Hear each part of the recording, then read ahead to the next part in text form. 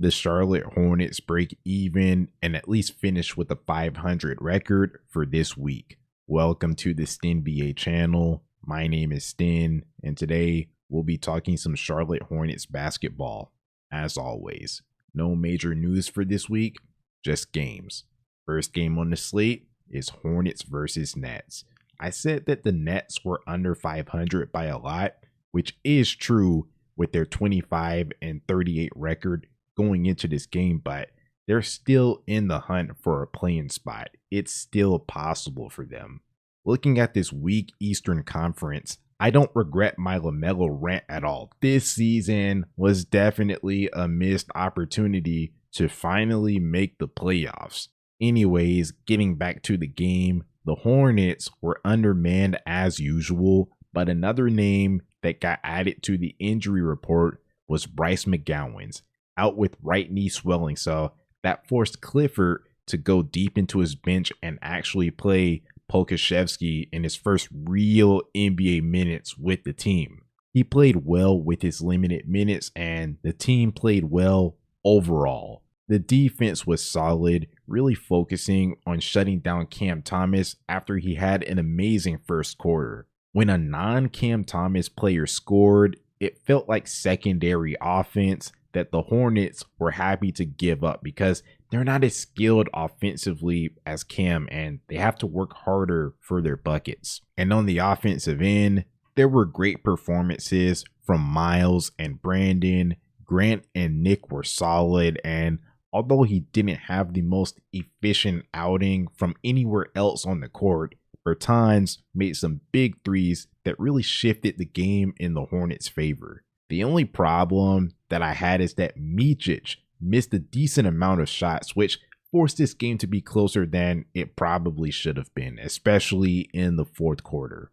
But honestly, this was a game that the Hornets controlled for most of it and always had a 6 to 10 point lead. Combine that with the Nets' bad shooting, then this was a game that the Hornets just weren't going to lose. It wasn't a game of the year candidate like the Celtics game, but it was nice to pick up a win just for morale. When this new look Hornets team was on a 4-game win streak and they won 5 out of their last 6 games, I heard a lot of talk about them changing the culture, but ever since they went on the losing streak, I haven't really heard that talk, so it's nice to see them grab a win in the NBA. I know that some people think that the season is over and nothing matters because the Hornets aren't making the play-in or playoffs, which couldn't be further from the truth.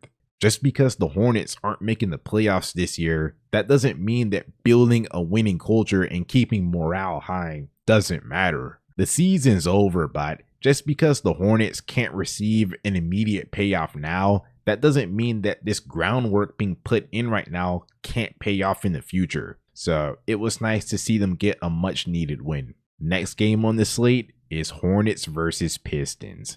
The Pistons have been the worst team in the NBA, but the Hornets account for 2 of their wins. Pistons are 2-0 versus the Hornets, and they've clinched the season series since it's only a 3-game series instead of 4. So the best thing that could happen is for the Hornets to beat the Pistons here and avoid the sweep.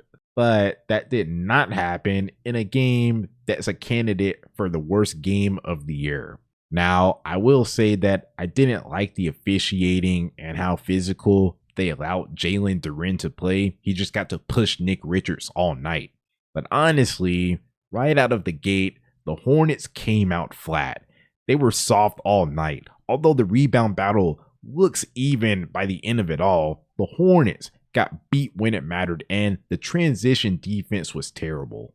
The Hornets were able to claw their way back into the game in the second quarter behind a 15-0 run, which got them within 2 points, 48-46, but a Brandon Miller missed corner 3 halted the momentum and gave it back to the Pistons as they hit a 3 on their own end, and that was the closest that the Hornets got all night.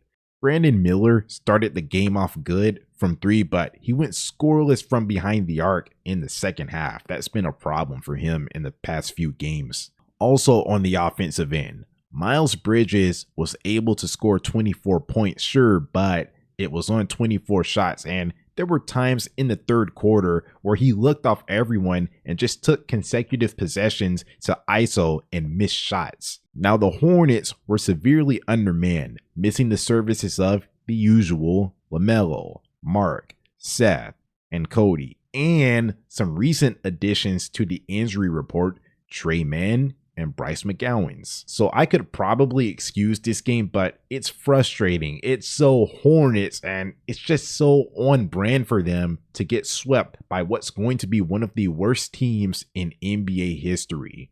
All of this talk about changing the culture, but they're still the same old Hornets. No one takes them seriously. When teams play against the Hornets, no one fears them, no one respects them, and they just end up walking all over them. Things have to change. Next game on the slate is the Hornets versus Grizzlies game. Good memories, because when the Hornets acquired their new additions, the Grizzlies were the first team that they played against, and it ended up being the Hornets' first win in a while, and it sparked a 6-game stretch of watchable Hornets basketball, where the Hornets got 5 wins in that stretch. Everyone was new and full of surprises, and most importantly, they were healthy. I really missed the earlier games of the new look Hornets. Now it's time to talk about this outing against the Grizzlies. The Hornets got Trey Mann back for this game, so that's a positive. It helped the Hornets come away with the win against the Grizzlies in a so-so game. There's things to like, there's things to dislike, and since it's a winning edition, I'll start off with the bad first. Turnovers were a big issue. 20 turnovers to Memphis's 21 turnovers, so the Hornets won the turnover battle, but it was just sloppy basketball at points. They gave a severely undermanned Grizzlies team way too many opportunities, and if it were any other team in the league, they would have made the Hornets pay for their sloppy basketball. Now getting into some player performances. Brandon Miller was only able to put up 10 points on 33% shooting from the field, which is worthy of criticism for someone that's a top 2 scoring option on the team. Although I have to say that when I watched the game, I didn't get the feeling that he played bad. It's just the fact that he didn't really make his mark on the game. But someone that was noticeably bad was Bertans. 1 of 10 from the field, 1 of 9 on 3-point attempts when that's supposed to be what he gets paid for. Way too much dribbling from him when that's just not his game. Also, in most of these videos, I say that I don't like his shot selection, how he shoots so early in the shot clock, regardless of how open he is. I can excuse it when he makes the shots, but this was one of those games where he just couldn't hit and I wanted him to stop shooting. That's just the Davis Bertans experience. Now for the good. Pokusevski finally got some real deal minutes where it looked like he was an actual part of the rotation and the coach wasn't just throwing him out there just to buy some minutes for one of the star players on the team. He looked really good with his 9 points, 5 rebounds, 3 assists, 2 blocks, and a steal in 26 minutes of play. He looked like a real Swiss Army knife on that night. Now on to Miles Bridges. He had a big bounce back game, leading the team in scoring with 27 points on 64% true shooting, and he let the game come to him instead of forcing up shots like in the Pistons game.